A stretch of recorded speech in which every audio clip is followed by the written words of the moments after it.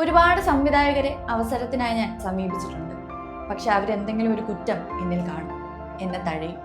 ഒരു സാധാരണ നടനാവാൻ തന്നെ ഞാൻ ഏറെ കാലം എടുത്തു. ഒരു പെർഫെക്റ്റ് നടനാവാൻ പിന്നെയും വർഷങ്ങൾ. താരത്തെക്കാൾ കൂടുതൽ ഒരു നടനാവാനാണ് ഞാൻ ആഗ്രഹിച്ചത്. ഇനി അങ്ങോട്ടും അങ്ങനെ തന്നെ ആയിരിക്കും. ഒരു കഥാപാത്രത്തിനും എന്നെ വെല്ലുവിളിക്കാനാവില്ല. തൻ്റെ 74-ാം വയസ്സിലും പ്രായത്തിന്റെ പരിക്ക് ലവലേശം ഏശാത്ത ശബ്ദത്തിൽ മലയാള സിനിമയെ ഉറക്കെ വെല്ലുവിളിക്കും. മലയാള സിനിമയ്ക്ക്, ലോക സിനിമയ്ക്ക് മുന്നിൽ ഇതാ ഞങ്ങൾ പറഞ്ഞ നടനെന്ന് അഹങ്കരിക്കാവുന്ന അഭിനയമുള്ളത്. കേരളത്തിന്റെ ഒരേ ഒരു മെഗാസ്റ്റാർ മുഹമ്മദ് കുട്ടി എന്ന മലയാളത്തിന്റെ സ്വന്തം മമ്മൂട്ടി.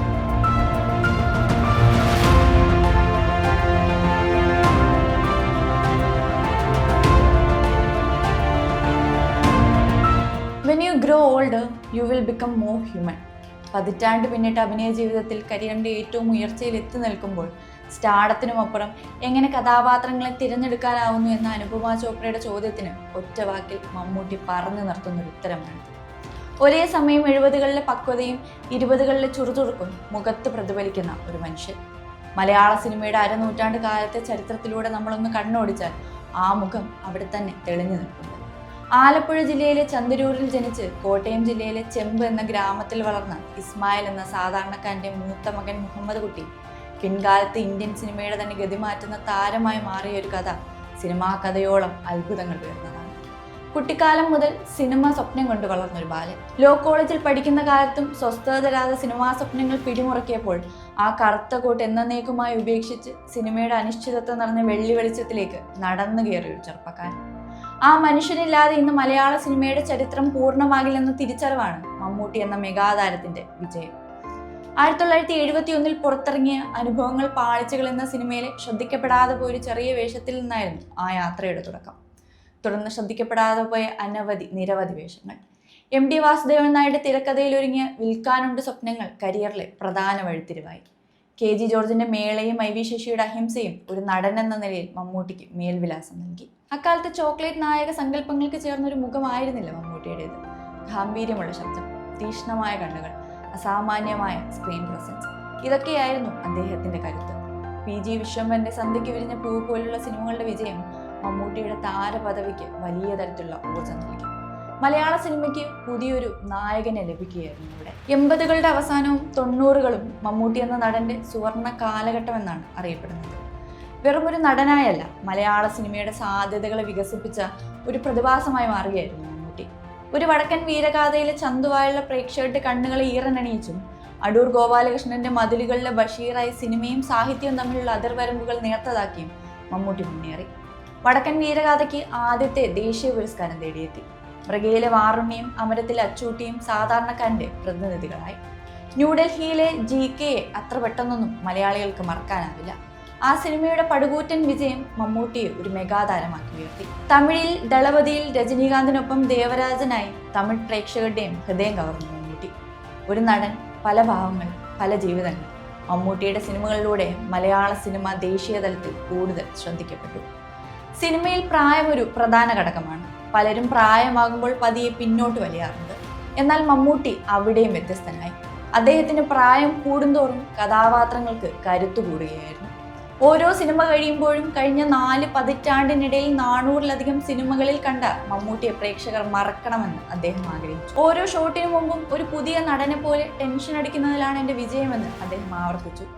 ഈ ഒരു മനോഭാവമാണ് മമ്മൂട്ടിയെ കാലത്തിനൊപ്പം പ്രസക്തനാക്കി നിർത്തുന്നത്. 2000-ന് ശേഷം രാജമാണിക്യം, പ്രാഞ്ചിയേട്ടൻ ദ സെയിന്റ്, പാലേരി മാണിക്യം, ഒരു പാതിരാ കൊലപാതകത്തിന്റെ കഥ തുടങ്ങിയ സിനിമകളിലൂടെ അദ്ദേഹം പ്രേക്ഷകരെ അത്ഭുതപ്പെടുത്തിക്കൊണ്ടേയിരുന്നു. ഒരു നടൻ തന്റെ കരിയറിൽ നേടാവുന്നതെല്ലാം നേടി എന്ന് ലോകം കരുതി ഒരിടത്തു നിന്നാണ് മമ്മൂട്ടിയുടെ അവിശ്വസനീയമായ 2ാം വരവ് ആരംഭിക്കുന്നത്. അത് വെറുമൊരു തിരിച്ചുവരവായിരുന്നില്ല, ഇന്ത്യൻ സിനിമയെ തന്നെ അതിശയിപ്പിച്ച ഒരു പൊളിച്ചെഴുത്തായിരുന്നു. പേരൻപിലെ അമുതവനായി അദ്ദേഹം പ്രേക്ഷകരുടെ ഹൃദയത്തിൽ ഒരു നോവായി മാറി. ഉണ്ടയിലെ സബ് ഇൻസ്പെക്ടർ മണികണ്ഠനായി അദ്ദേഹം നിസ്സഹായതയുടെ ആഴം കാണിച്ചു. എന്നാൽ അതിനുശേഷമാണ് യഥാർത്ഥ വിസ്മയം സംഭവിച്ചത്. ലിജോ ജോസ് പെല്ലിശ്ശേരിയുടെ നൻപകൽ നേരത്ത് മയക്കത്തിൽ ജെയിംസായും സുന്ദരമായും അദ്ദേഹം പരകായ പ്രവേശം നടത്തി. മലയാള ചലച്ചിത്ര അഭിനയ ചരിത്രത്തിലെ അത്യപൂർവവും വിസ്മയകരവുമായ ഭാവാവിഷ്കാര മികവാണ് മമ്മൂട്ടിയുടെ നൻപകൽ നേരത്ത് മയക്കമെന്നാണ് അന്ന് സിനിമ കണ്ട കേരള സംസ്ഥാന അവാർഡ് ജൂറി ചിത്രത്തിലെ മമ്മൂട്ടിയുടെ പ്രകടനത്തെക്കുറിച്ച് അഭിപ്രായപ്പെട്ടത്. ജിയോ ബേബിയുടെ കാതൽ എന്ന സിനിമയിൽ ഒരു സൂപ്പർ താരം ചെയ്യാൻ മടിക്കുന്ന അത്യധികം സങ്കീർണമായ ഒരു കഥാപാത്രത്തെ ഏറ്റെടുത്ത് തന്റെ സൂപ്പർ താര പദവിയെ മമ്മൂട്ടി വെല്ലുവിളിച്ചു.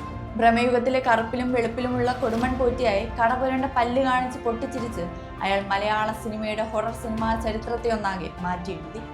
പോറ്റി, ചാത്തൻ എന്നീ രണ്ട് കഥാപാത്രങ്ങളെ ഏക ശരീരത്തിലേക്ക് ആവാഹിച്ച് താരപദവിയും പ്രതിച്ഛായയും മറന്ന് പ്രതിനായകനായുള്ള പകർനാട്ടത്തിലൂടെ സംസ്ഥാന പുരസ്കാര ജൂറിയെ മമ്മൂട്ടി പിന്നെ ഞെട്ടിച്ചു.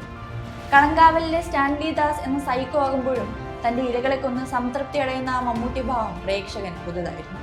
പ്രായം ഒരു സംഖ്യ മാത്രമാണെന്നും പ്രതിഭയ്ക്ക് അതിരുകളില്ലെന്നും പിന്നീടുള്ള ഓരോ സിനിമകളിലും മമ്മൂട്ടി ഉറക്കെ വിളിച്ചു പറഞ്ഞു.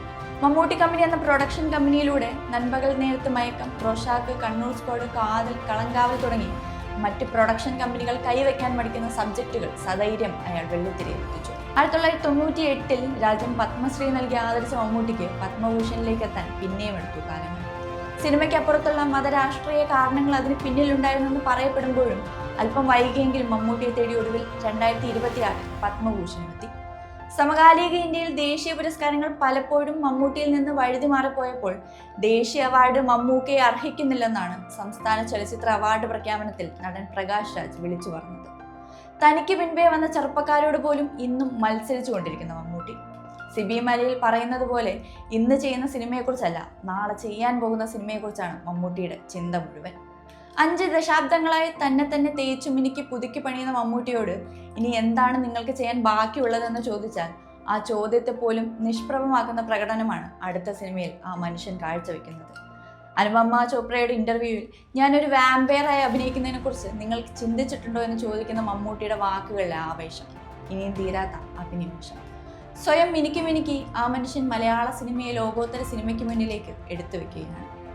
അടുത്തതായി ആ മനുഷ്യൻ എന്തായിരിക്കും സ്ക്രീനിൽ കാണിക്കാൻ പോകുന്ന വിസ്മയമെന്ന് ഇപ്പോഴും നമുക്ക് ഊഹിക്കാൻ കൂടി സാധിക്കില്ല. എന്ത് തരം സ്ക്രിപ്റ്റുമായിട്ടാണ് ഞങ്ങൾ നിങ്ങളുടെ അടുത്തേക്ക് വരേണ്ടത് എന്നൊരു അഭിമുഖത്തിലെ ചോദ്യത്തിന് if you have written a script with me in your mind don't come to me എന്ന് പറയുന്നൊരു മമ്മൂട്ടി. അത് പറയാൻ ഇന്ന് മലയാളത്തിൽ അല്ല, ഇന്ത്യൻ സിനിമയിൽ നമുക്കൊരു മമ്മൂട്ടി മാത്രമേ ഉള്ളൂ. പുരസ്കാരങ്ങൾക്കും താരപ്പൊലിമയ്ക്കുമപ്പുറം എന്തുകൊണ്ട് ഇന്നും ഈ മനുഷ്യൻ മലയാളിക്ക് അത്ഭുതമാകുന്നു എന്ന് ചോദിച്ചാൽ ഒരു ഉത്തരമേ ഉള്ളൂ, അറിയാലോ, ഇത് മമ്മൂട്ടിയാണ്.